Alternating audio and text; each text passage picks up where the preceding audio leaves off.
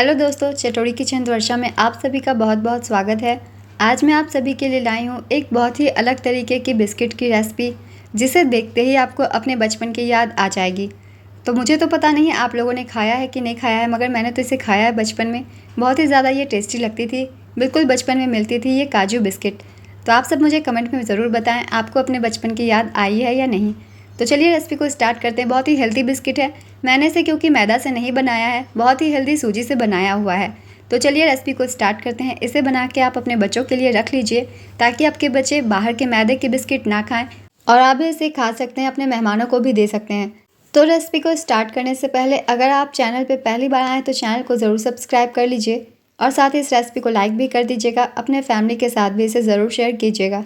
तो चलिए हम स्टार्ट करते हैं काजू बिस्किट बनाना। तो मैं ये बिस्किट बना रही हूँ सूजी से। तो मैंने ले लिया है 1 कप सूजी। अभी ये मोटी वाली सूजी है, तो मैं इसे मिक्सर जार में डाल के इसे थोड़ा पीस लूँगी, ताकि ये फाइन पाउडर बन जाए। अगर आपकी बारीक वाली सूजी भी है तब भी आप इसे पीस लें, ताकि अच्छे से ये पाउडर बन जाए। तो इसे पीस लीजिए, ड्राई ही हमें पीसना है और अच्छे से पाउडर बना लेनी है। आप चाहे तो सूजी की जगह मैदा भी ले सकते हैं। तो सूजी को मैंने पीस लिया है। इसके ढक्कन को हटा दीजिए, और ये देखिए कुछ इस तरीके से बारीक ये पीस गई है। जितने भी थोड़े कण थे बिल्कुल पाउडर बन गए हैं। तो सूजी को पहले इसी तरीके से देखिए पाउडर बना लीजिए। अगर आपके पास बारीक वाली सूजी है तभी एक बार ग्राइंडर में चला लीजिए ड्राई ही। तो इस सूजी को अब एक बर्तन में रख लीजिए। इस तरीके से सूजी पीस लेने से आपकी बाइंडिंग अच्छी आएगी बिस्किट बनाने में, और जब आप इसे फ्राई करेंगे ये खुलेगी नहीं। तो इस तरीके से पहले सूजी को पीस लें। तो सूजी को तो हमने पीस लिया है। क्योंकि ये सिर्फ सूजी है तो थोड़ी सी बाइंडिंग की ज़रूरत पड़ेगी। तो बाइंडिंग के लिए हम इसमें डाल देते हैं मैदा। आप चाहे तो हेल्दी बनाने के लिए गेहूं का आटा भी डाल सकते हैं, सिर्फ 2 चम्मच। तो मैं डाल रही हूँ 2 चम्मच जितना मैदा। सिर्फ थोड़ी सी चाहिए, थोड़ी सी बाइंडिंग के लिए। आप चाहे तो गेहूं का आटा भी ले लें। तो बस 2 चम्मच ही डालेंगे। तो काजू बिस्किट जो होते हैं नमकीन होते हैं, मगर इसमें थोड़ी सी अच्छे टेस्ट के लिए, क्योंकि बिस्किट में हल्की सी मीठापन भी होती है, तो हम डाल देंगे आधी छोटी चम्मच जितना शुगर पाउडर। और अब डालेंगे नमक। नमक हमें स्वाद अनुसार डालना है, क्योंकि ये नमकीन बिस्किट होती है। तो स्वाद अनुसार नमक हम डाल देते हैं। और इस बिस्किट में थोड़ी सी अजवाइन भी होती है, तो अजवाइन भी डाल देंगे। और इसी के साथ कलौंजी भी, और आधी छोटी चम्मच जितना कलौंजी भी हम डाल देंगे। और अब डाल देंगे इसे खस्ता करने के लिए रिफाइंड ऑयल। इसमें घी नहीं जाएगी, इसमें हम रिफाइंड ऑयल ही डालेंगे। तो इसे हमें पहले खस्ता कर लेना है। तो इसे मिक्स कर दीजिए, और इसे हम अच्छे से पहले खस्ता कर लेते हैं। इस तरीके से आपको इसे मसलते हुए पहले खस्ता कर लेना है। तो ये देखिए, ये जो मिक्सचर है अच्छे से खस्ता हो गई। देखने से ही आपको लग रहा होगा, देखिए ये बन रही है। तो इस तरीके से देखिए, जब ये बनने लग जाए मतलब ये खस्ता हो गई है। इसमें रिफाइंड ऑयल ज़्यादा नहीं गई है, बस 3 चम्मच गई है। तो अब हम ले लेंगे पानी। तो हमने 1 कप सूजी ली थी, जिसके लिए हमने ले लिया है ½ कप पानी। पानी एक ही बार में नहीं डालना है, थोड़ा थोड़ा पानी डाल के इसे हम एक सख्त डो तैयार कर लेंगे। बिल्कुल भी सॉफ्ट नहीं होनी चाहिए, बिल्कुल सख्त हमें इसे तैयार करना है। तो एक ही साथ बहुत सारा पानी मत डालिएगा, थोड़ा थोड़ा पानी डाल के एक सख्त डो हम पहले तैयार कर लेते हैं।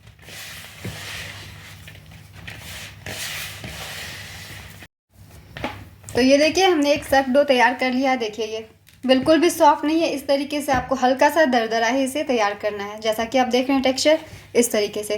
तो बस ये अच्छे से एक दूसरे के साथ बंध जानी चाहिए, इतना ही इसे हम गूँथेंगे। तो थोड़ा थोड़ा पानी डाल के इसे हम तैयार कर लेंगे। और मैंने आधी कप पानी ली थी, जिसमें से देखिए बहुत कम पानी लगी है, थोड़ी सी बची गई है। तो पानी को थोड़ा थोड़ा ही डालेंगे। अब इसे हम 10 मिनट तक ढक के रख देते हैं। 10 मिनट के लिए इसे हम देंगे रेस्ट, ताकि ये थोड़ी सी सेट हो जाए। 10 मिनट के लिए इसे ढक के रख दीजिए। तो एक प्लेट से ढक देंगे। 10 मिनट के बाद हम मिलते हैं।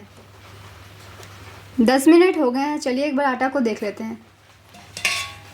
एक बार इसे और मसल लीजिए। ज़्यादा नहीं मसलेंगे, बस हल्का सा ही हमें इसे मिक्स करना है। तो हल्का सा इसे मिक्स करने के बाद इसे हम 2 भागों में पहले बांट लेंगे। तो इसे 2 भागों में बांट लीजिए। ये देखिए 2 भागों में हमने बांट लिया है। एक भाग को ले लेते हैं और इसे पहले अच्छे से हम गोल कर लेंगे।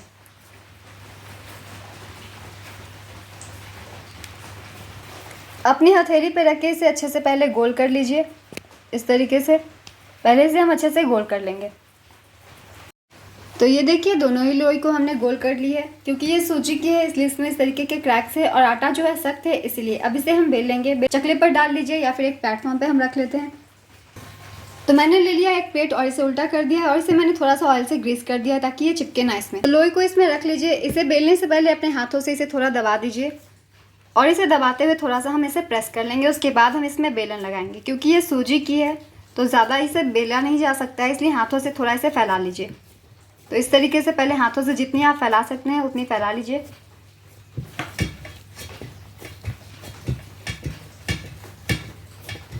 तो इस तरीके से आपको इसे हाथ से फैलाते जाना है।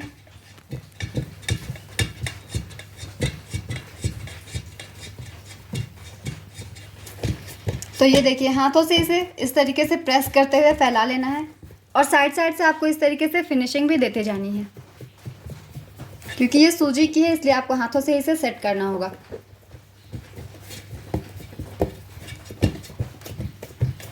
और जब इस तरीके से ये फैल जाए इस तरीके से, क्योंकि ये ज़्यादा नहीं फैलेगी सूजी की है, तो लास्ट में हम एक बार से बेलन चला देंगे।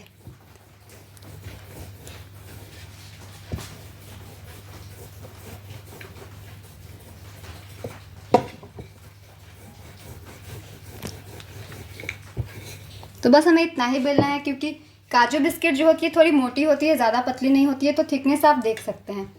साइड साइड से इस तरीके से हाथों से आप इसे सेट कर दीजिए।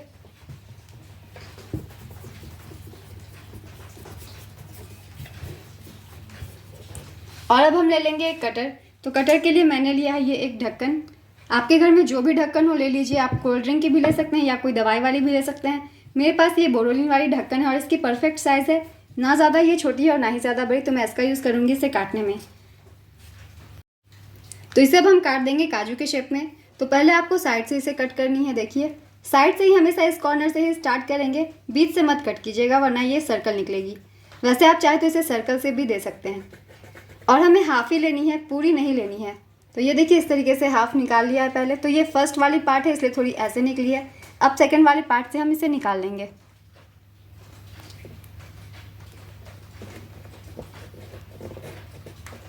तो ये देखिए सेकंड वाली पार्ट हमारी बिल्कुल परफेक्ट काजू की निकली है। तो इस तरीके से सारे काजू के पीसेस आपको निकाल लेने हैं। और थिकनेस भी आप देख रहे हैं, ज़्यादा पतली नहीं करनी है, थोड़ी सी मोटी ही रहेगी। तो इसके साइड वाले भाग से ही इस तरीके से देखिए हमें बिस्किट निकाल लेने हैं। जो भी नीचे के भाग हो उससे बिस्किट को निकाल लीजिए। थिकनेस आप देख सकते हैं थोड़ी सी मोटी ही रहेगी। तो इस तरीके से सारे एक लेयर की पहले बिस्किट निकाल लें। तो इसी लेयर की लाइन से हमें सारे काजू बिस्किट पहले निकाल लेने हैं, तभी ये आपकी निकलेगी। तो ये देखिए इस लंबे वाले पार्ट से मैंने काजू बिस्किट निकाल दिए हैं। ये देखिए इतनी निकल गई है एक पार्ट से। अब सेम प्रोसेस से हम दूसरे साइड से भी निकालना शुरू करते हैं और दूसरी लोई की भी हमें सेम तरीके से निकाल लेनी है। बहुत जल्दी निकल जाएगी, ज़्यादा वक्त लगेगा नहीं आपको इसे निकालने में। तो आपके घर में अगर बच्चे हैं तो आपको इसे ज़्यादा बना के रख लेना चाहिए, क्योंकि ये 1 महीने तक भी ख़राब नहीं होगी। तो इस तरीके से सारे काजू को निकालते जाइए।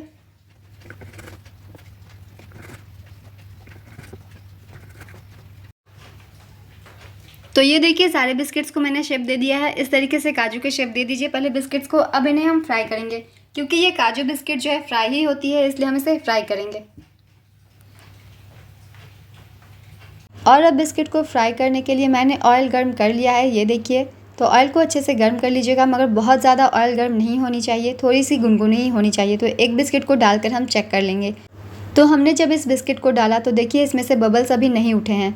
जब तक इसमें से बबल्स उठने ना लग जाए तब तक हम बिस्किट को नहीं डालेंगे, तभी ये टेम्परेचर परफेक्ट मानी जाएगी।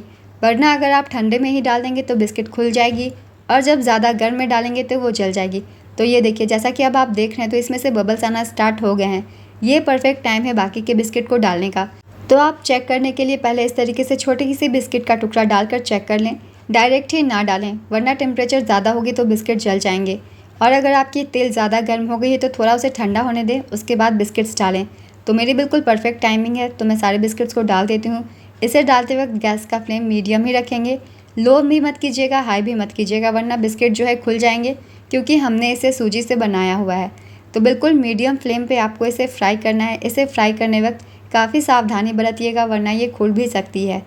तो ऑयल का टेम्परेचर बहुत ही ज़्यादा मायने करता है, उसे आप ज़रूर ध्यान में दीजिएगा। सारे बिस्किट्स को यहाँ हम डाल देंगे। यहाँ आपके पास एक ऑप्शन और है, अगर आप इस बिस्किट्स को फ्राई नहीं करना चाहते तो आप इसे एयर फ्रायर में भी फ्राई कर सकते हैं। बहुत ही अच्छी निकलेगी, बिल्कुल अच्छी सी परत गोल्डन वाली। तो इस बिस्किट्स को जितने भी हैं सभी को डाल देंगे, बहुत ज़्यादा ओवरलोडेड मत कीजिएगा।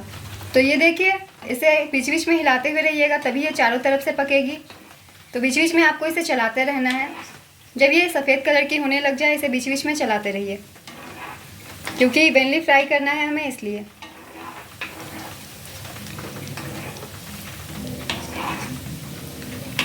तो इसे लगातार हिलाते हुए हम फ्राई कर लेंगे। तो इसे कंटिन्यूअसली ऐसे चलाते हुए रहिएगा, तभी ये चारों तरफ से पकेंगे और अच्छी सी कलर आएगी, क्योंकि इवन कलर होना चाहिए पूरी बिस्किट में। तो इसके लिए हमें इसे लगातार ही चलाना होगा।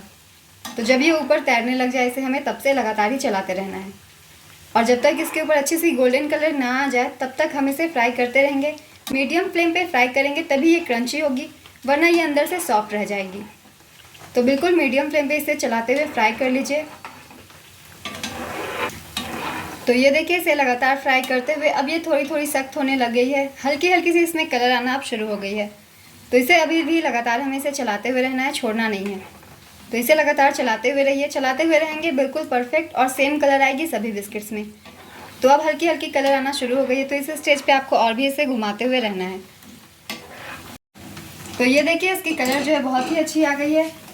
आप चाहे तो इसे थोड़ा और क्रिस्प करने के लिए और डार्क कर सकते हैं, मगर मुझे ऐसे ही हल्की सी पसंद है कलर, तो मैं इसे स्टेज पे इसे निकाल लूँगी। बिल्कुल परफेक्ट कलर आ गई है। इससे ज़्यादा अगर आप इसे पकाते हैं तो ये जली जली सी टेस्ट देगी। तो इस स्टेज पे बिस्किट्स को निकाल लीजिए।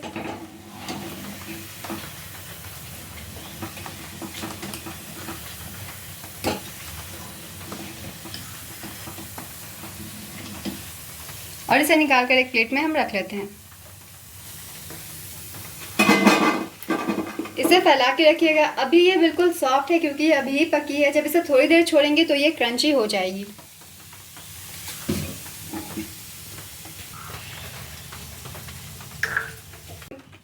यहाँ देखिए, यहाँ पहले भी हमने इसी ऑयल में बिस्किट फ्राई कर लिए, तो ये बहुत ज़्यादा गर्म है।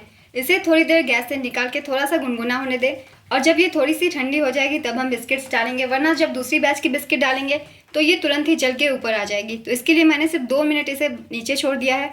अब इसमें डाल रही हूँ बिस्किट्स। तो अपने बिस्किट्स को डाल दीजिए।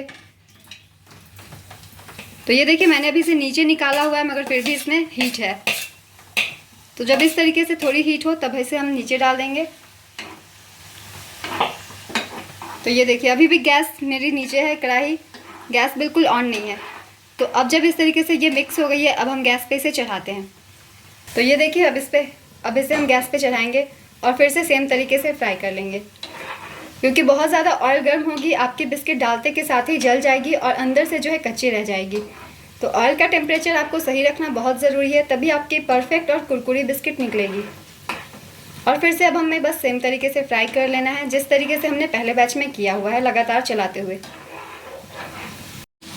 तो ये देखिए, सेकेंड बैच की भी बिस्किट फ्राई हो गई है। सेम कलर आए हैं जैसे हमने फर्स्ट बैच में फ्राई किया था, उसी तरीके से।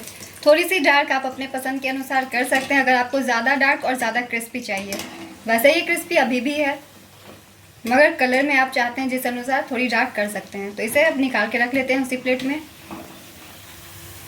और ये बिस्किट जब ठंडी होती है तब कुरकुरी होती है, तो इसलिए थोड़ा देर इसे हम ठंडा होने देंगे। तो इसी बिस्किट के ऊपर इसे भी डाल दीजिए।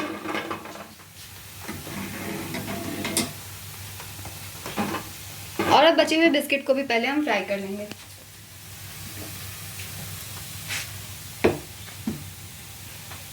तो ये देखिए, हमारे बिस्किट बिल्कुल रेडी है खाने के लिए। अब आप इसे ज़्यादा क्वांटिटी में बना के एक एयर टाइट कंटेनर में भी रख सकते हैं और अपने बच्चों को बिल्कुल हेल्दी बिस्किट दे सकते हैं। और आप भी शाम के चाय के वक्त खा सकते हैं, अपने मेहमानों को भी देख सकते हैं। तो इसे देखकर आ गई ना बिल्कुल बचपन की याद। एक मैं आप सभी को चेक करके दिखाती हूँ इसके अंदर का टेक्स्चर, कितनी ही ज़्यादा ये खस्ता बनी है और बहुत ही ज़्यादा ये टेस्टी है। तो एक आप इसे खोल के देखिए, कितनी अच्छी टेक्स्चर है अंदर की, बिल्कुल दरदरी सी। तो आप इस काजू बिस्कुट को ज़रूर बना लीजिए, क्योंकि ये हेल्दी है, क्योंकि हमें इसने सिर्फ सूजी से बनाया हुआ है। आप चाहे तो मैदा भी यूज़ कर सकते हैं। तो ये देखिए, हमारी बिस्कुट जो है बिल्कुल तैयार है। अब आप इसे महीने भर के लिए भी स्टोर करके रख सकते हैं एक एयर टाइट कंटेनर में।